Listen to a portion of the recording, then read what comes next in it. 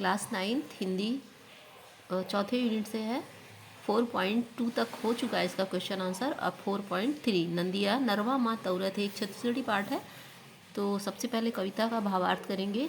नंदिया नरवा माँ तौरत है, मनखे के विश्वास यहाँ, पथरा पथरा में लिखे है भुइयाँ के इतिहास यहाँ। तीपत भोंबरा बरसत पानी के, हमन टकरहा हन, लइका मन संखडुआ खेलत रही थे 12 मास यहाँ। इसका संदर्भ है प्रस्तुत कविता हिंदी पुस्तक के पाठ 4.2 जिसका शीर्षक है नंदिया नरवा माँ तौरत है से ली गई है। इसके कवि हैं मुकुंद कौशल जी। अब प्रसंग, तो प्रस्तुत कविता में छत्तीसगढ़ की इतिहास और संस्कृति को कवि ने प्रस्तुत किया है। इसकी व्याख्या है कि कवि कहते हैं कि छत्तीसगढ़ में नदियों व नालों में यहाँ के लोगों की अपार श्रद्धा है। यहाँ एक एक पत्थर में धरती का इतिहास समाया हुआ है। यहाँ के लोग गर्म धूल में चलते हैं, बरसते पानी में काम करते हैं। यहाँ के बच्चे 12 महीने खुड़ुआ खेलते रहते हैं। खुड़ुआ एक खेल होता कबड्डी की तरह, और सभी मौसम को सहन करने के आदी हैं, मतलब सहन करते हैं और कठिन परिश्रम करते हैं यहाँ पे। तो अगला हम पढ़ रहे हैं कविता। पूस माघ मा जाड़ जनावे, अंगरा कस बैसाख तपे, बइहा होके धमसा कुदे सावन मा चौमास यहाँ। ए भुइयाँ की बात अलगे, काय बताऊँ गुनोई कर, बोहे रहे थे नाने नाने लइका मन आगास यहाँ। तो संदर्भ प्रसंग इसका सेम लिखेंगे। अब इसका भावार्थ है, पूस माघ ठंड का महीना जो होता है दिसंबर जनवरी, तो हिंदी का ये पूस माघ होता है हिंदी महीने का। तो बहुत ठंड लगती है। और बैसाख गर्मी के समय जो होता है मई जून का समय, तो अंगरा मतलब आग, जलती हुई आग के जैसे तपता है। और बइहा होके धमसा कूदे, गर्म हवा एकदम से पागल कर देगी ऐसा लगता है, वैसे लू चलती है यहाँ। और सावन भादो है ना, ये 4 महीना जो होता है आषाढ़ सावन भादो वाला, तो चौमास मतलब 4 मास यहाँ पे अच्छी वर्षा होती है। तो यहाँ के जो किसान होते हैं और यहाँ के लोग होते हैं तो इनको सहने की आदत हो जाती है, मतलब काफ़ी मेहनती होते हैं। इस भूइयाँ, इस ज़मीन की तो बात ही अलग है, इसका गुणगान मैं कितना करूँ। यहाँ तो छोटे छोटे बच्चे भी आकाश को हाथ में उठाने की ताकत रखते हैं। अब अगला,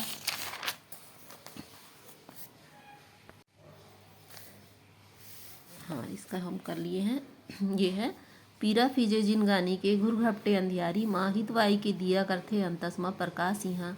ए ममियारो राम लखन के बाना सुर के राज यहाँ, राम लखन सीता आइन है पहुना बन के खास यहाँ। हर चौकाले कोंटा तक माड़े है देवता धामी, कौशल हिच्चे गंगा मैया और पाबे कैलाश यहाँ। संदर्भ प्रसंग पूर्वानुसार है।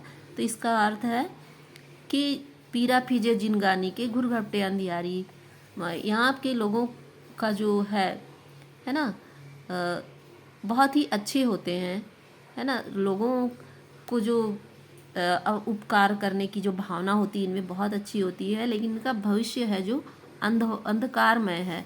हितवाई यही होता है उपकार करना, तो इनके जो अंदर होता है हृदय में परोपकार का रूप हमेशा प्रकाशित होते रहता है।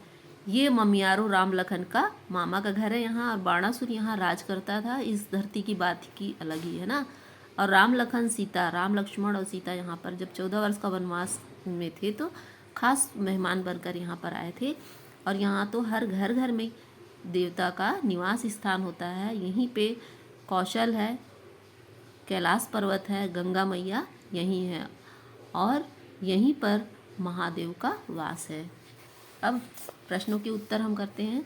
तो प्रश्न पहला है, नंदिया नरवा माँ तौरत है, मनखे के विश्वास यहाँ। इस पंक्ति के माध्यम से कवि क्या कहना चाहते हैं। तो कवि का आशा है कि छत्तीसगढ़ की धरती में अनेक महापुरुषों ने जन्म लिया और उन्होंने अच्छे कार्य किए, जिससे छत्तीसगढ़ की धरती पावन हो गई। अगला प्रश्न है, तीपत भोंबरा बरसत पानी के, हमन टकरहा हन में छत्तीसगढ़ के लोगों की कौन सी विशेषता दर्शाया गया। तो यहाँ पे ठंडी गर्मी बारिश 12 मास यहाँ पे लोग मेहनत करते हैं, और बच्चे भी खेलते रहते हैं, घबराते नहीं हैं मौसम से और ना ही मेहनत से।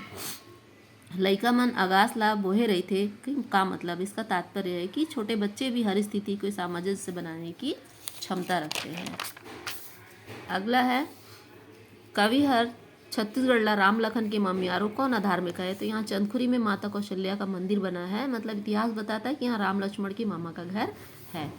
पाठ से आगे देखेंगे, छत्तीसगढ़ की सांस्कृतिक विशेषताओं को अपने शब्दों में लिखिए। तो छत्तीसगढ़ की सांस्कृतिक विशेषताएं हैं छत्तीसगढ़ के लोग कठिन से कठिन परिस्थितियों में भी अपने आप को ढाल रहते हैं। यहाँ के लोगों में अपनापन का भाव होता है और यहाँ हर घर घर में देवी देवताओं का निवास होता है।